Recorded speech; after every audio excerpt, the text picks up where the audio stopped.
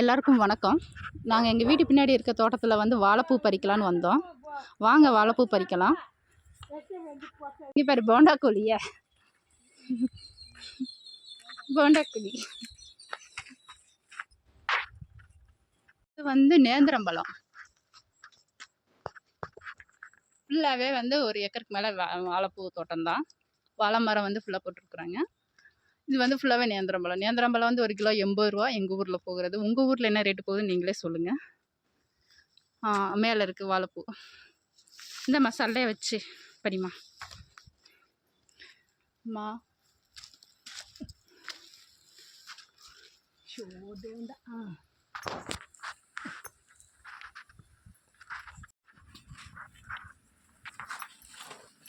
அது மேலே உச்சியில் இருக்கிறதுனால நாங்கள் சல்லக்குச்சி வச்சு பறிச்சிட்ருக்குறோம். பறிக்க முடியுதா பார்த்து? நான் பறித்து பார்க்குறேன்.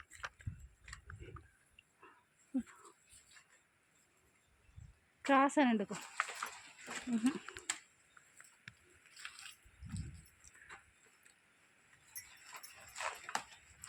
விழுந்துருச்சு.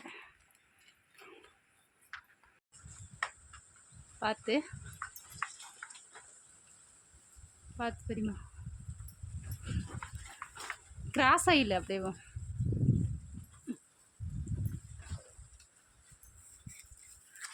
இரு 20 நிமிஷம். இதை பிடி சாமி. கொஞ்சம் கடிசாக தான் இருக்குது. வா பறிச்சிட்டேன்.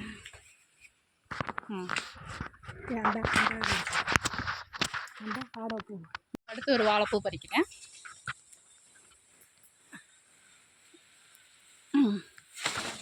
ஈஸியாக பறிச்சிட்டேன். இதை மட்டும் நான் நிறைய வாழைப்பூ இருக்குது.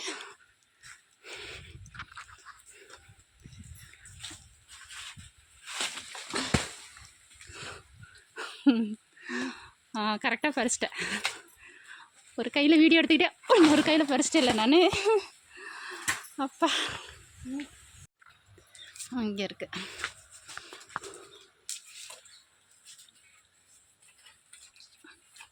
அந்த கிராஸாக விட்டு கரெக்டாக எடுத்தோம்னா ஈஸியாக பறிச்சிடலாம். அதுக்காக வந்துடுச்சு. அடுத்து வேறு எங்கே இருக்கு? மேக்ஸிமம் வந்து எல்லாம் காய் வந்து முத்திருச்சு. அடுத்த வாரன்றப்போ எல்லாம் வெட்டுற ஸ்டேஜில் தான் இருக்குது. இதில் வந்து பார்த்திங்கன்னா சிப்ஸ் போடுவாங்க.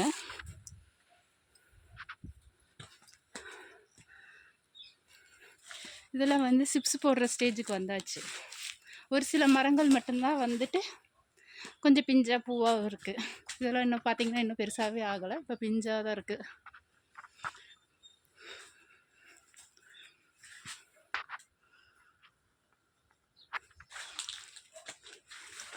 இதோட பழம் வந்து நல்லா டேஸ்ட்டாக இருக்கும். உங்களுக்கு நல்லாவே தெரியும். நேந்திரம்பழ பழம் வந்து ரொம்ப டேஸ்ட்டாக இருக்கும். அது தோட்டத்துலேயே மரத்துலேயே பழுத்த பழம்லாம் சாப்பிட்டு பாருங்களேன், இன்னும் டேஸ்ட்டாக இருக்கும். இன்னும் வந்து ஒரு சில மரங்கள் வந்து இன்னும் தாரே போடாமல் இருக்குது. ஒரு சில மரங்கள் வந்து இன்னும் தார் போடாமல் இருக்குது. இதெல்லாம் வந்து வெட்டுற பருவத்துக்கு வந்தாச்சு.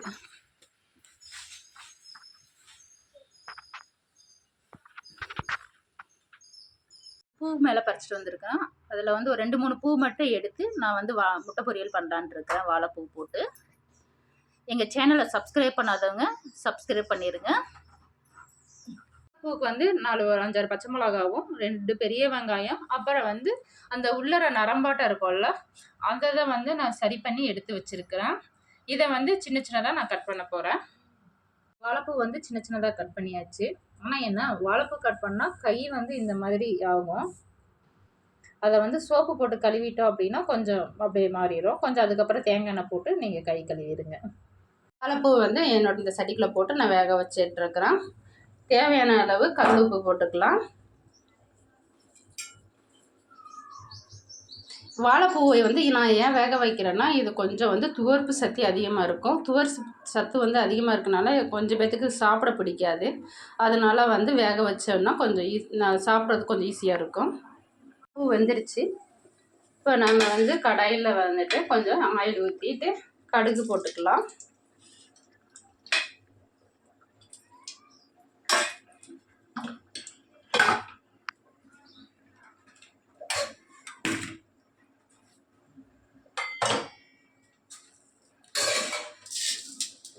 கடுகு நல்லா பொரியணும்.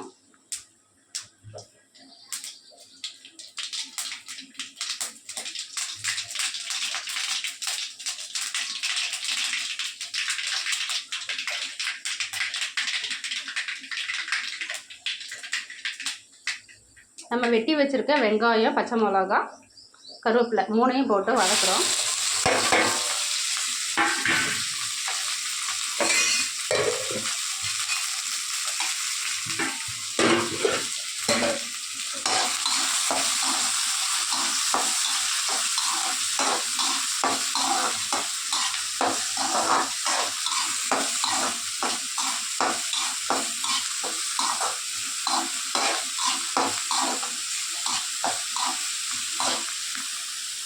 நல்லா பொன்னிறமாக வெந்துச்சு.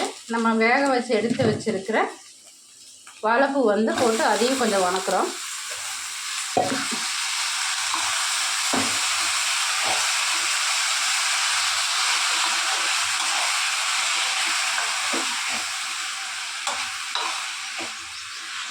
இது கூட வந்து நீங்கள் தேங்காய் பூ போடுறதுனால போட்டுக்கலாம், இல்லை முட்டை உடச்சி ஊற்றுறதுனாலும் ஊற்றிக்கலாம். இப்போ வந்து நான் இன்றைக்கி வந்து முட்டை உடச்சி ஊற்ற போகிறேன்.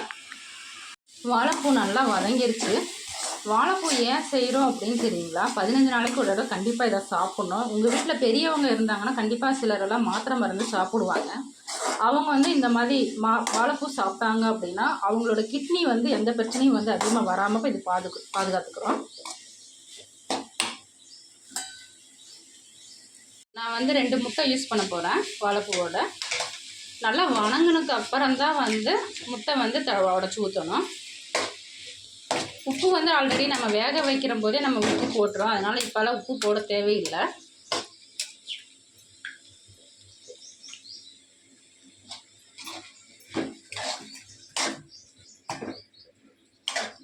நல்லா டீப் ஃப்ரை பண்ணணும். தான் வந்துட்டு வெறும் சாப்பாட்டோட பிசைஞ்சு சாப்பிட்டோம்னா இன்னும் டேஸ்டியாக அழகாக இருக்கும். பார்த்துக்கோங்கண்ணா, எல்லாத்துக்குமே ரொம்ப பிடிக்கும். சாப்பாட்டோட மிக்ஸ் பண்ணி இதை வந்து நம்ம பொரியலாக யூஸ் பண்ணாமல் சாப்பிட்றம்போது ரொம்ப அழகாக நல்லாயிருக்கும். எல்லாத்துக்குமே பிடிக்கும், ருசியாக இருக்கும். நல்லா அவங்கலேருந்து சின்னவங்க வரைக்கும் எல்லாத்துக்குமே பிடிக்கும். இது சாப்பாட்டோட பிணைஞ்சு சாப்பிட்டோம்னா எல்லாத்துக்குமே நல்லா பிடிக்கும். எல்லாத்துக்கும் வந்துட்டு இது பொரியலாக சாப்பிடாமல் சாப்பாடோட மிக்ஸ் பண்ணி சாப்பிட்றம்போது ரொம்ப டேஸ்ட்டாக நல்லா இருக்கும், ருசியாக வந்துட்டு. வந்து வதக்கியாச்சு. கொஞ்சமாக போட்டு சாப்பிட்டு பார்க்கலாங்களா?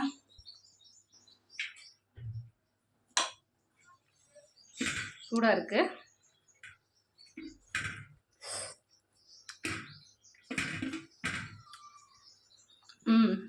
சூப்பராக இருக்குங்க டேஸ்ட்டு. எல்லாத்துக்குமே இது இந்த மாதிரி முட்டை போட்டு பண்ணுறபோது எல்லோரும் டேஸ்ட்டு இப்போ நல்லா பிடிக்கும். வாழைப்பூ வந்துட்டு அந்த துவர்ப்பு சத்து வந்து நம்ம வேக வச்சு எடுக்கிறனால கொஞ்சம் தண்ணியில் போயிடும். இருந்தாலும் பரவாயில்ல, ஏன்னா சத்து வந்து அதில் போகும். அது பற்றி அந்த துவர்ப்போடு ரொம்ப சாப்பிட முடியாது. உங்கள் வீட்லேயும் பண்ணி கொடுப்பாருங்க உங்கள் வீட்டு குழந்தைகளுக்கு. வதக்கியாச்சு. நான் இதை வந்து சாப்பாட்டோட மிக்ஸ் பண்ணி சாப்பிட போகிறேன்.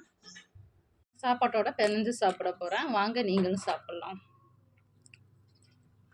டேஸ்ட்டாக இருக்குது. நன்றி. எங்கள் சேனலை சப்ஸ்கிரைப் பண்ணிடுங்க.